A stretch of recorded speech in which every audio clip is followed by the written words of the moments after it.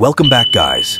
It was September 1986 when two animated series, with almost the same name, aired for the first time on TV.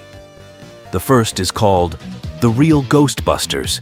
It is on the wave of success of the great comedy with Bill Murray, Dan Aykroyd, and Sigourney Weaver.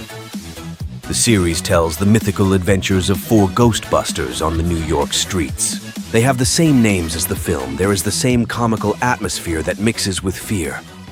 And then there's the other animated series, almost the bastard and more unknown brother who has fallen into oblivion because it was the cooler brother who destroyed it. This most unlucky series is called Ghostbusters, and it has nothing to do with the movie.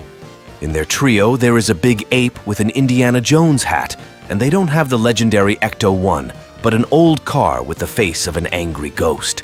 But who are the C-ambiguous characters? A bed imitation? A twist of the fate? Well, now we're going to tell you the whole fucking story.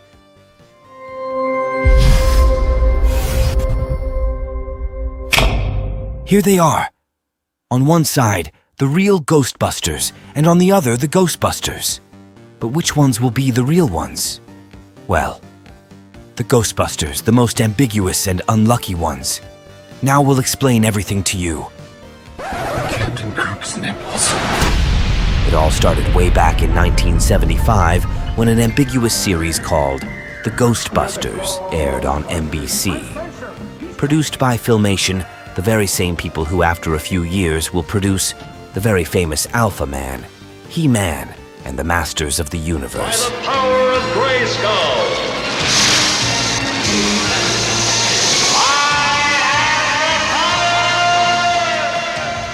The Ghostbusters is a very low-budget series. In some ways, it seems a lot like Scooby-Doo. The series consists of only 15 episodes.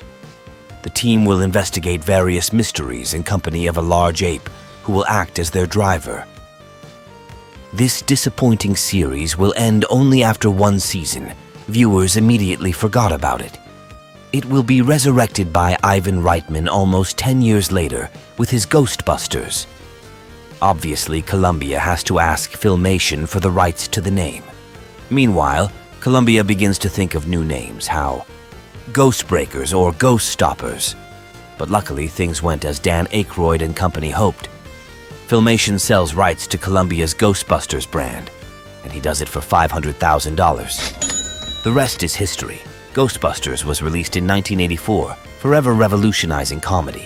Mother hush bucket.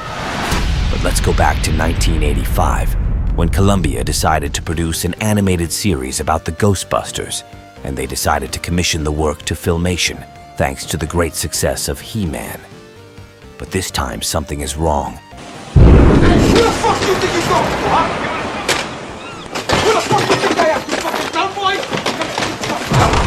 You wanna go to war? Okay? An agreement cannot be reached, so Columbia decides to drown the work at Dick Entertainment. Except there's a problem. Filmation fucking doesn't agree.